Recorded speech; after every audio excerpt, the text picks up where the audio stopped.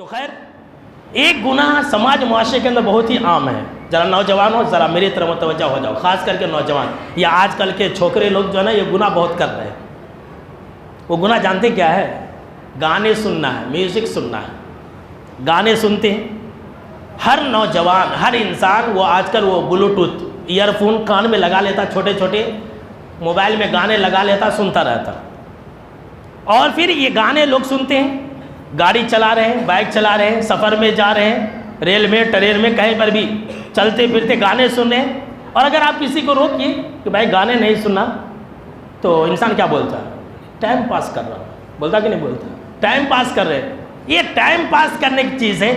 اب وقت نہیں جا رہا تو کیا کریں؟ یہ گانے سنیں گے تو وقت جلدی چلے جاتا، کام بھی ہوتا. بہت سارے لوگ کام کرتے کرتے گانے سنتے رہتے. تو گانا سنیں گے تو کام جلدی ہوتا، گانا سنیں گے تو راستہ گھٹتا. یہ لیجئے، جبکہ جانتے ہیں یہ گانے سننا، میوزک حرام ہے، کبیرہ گناہ ہے، یہ شیطانی آواز ہے. اور لوگوں نے اس کو جائز بنا لیا کہ ٹائم پاس کرنے کی چیز ہے.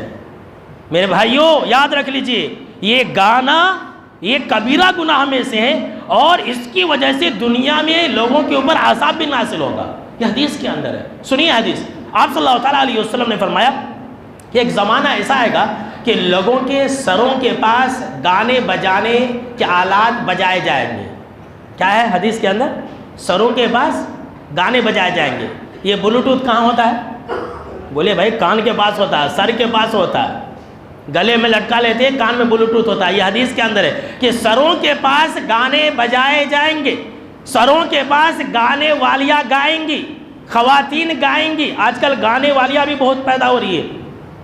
مسلم بچیاں گا رہی ہے، ماں باپ کو گانا سنا رہی ہے، ماں باپ تالیاں بجا رہے. واہ میری بچی کیا گا رہی ہے. سورہ فاتحہ اگر سنائے تو ماں باپ خوش نہیں ہوتے ہیں، بچی اگر گانا گا دے بہت خوش ہوتے ہیں. میری بچی کمال کر دی ہے.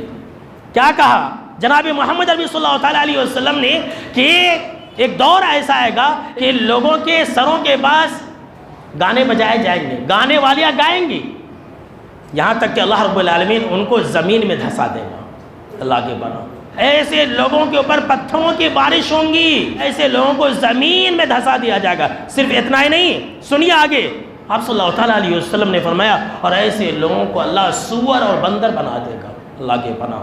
میرے نوجوانوں ڈرو، اس بڑے گناہ سے باز آ جاؤ، گانے سننے سے باز آ جاؤ. یہ نہ کہا کرو کہ یہ ٹائم پاس کی چیز ہے، اس سے عذاب نازل ہوگا.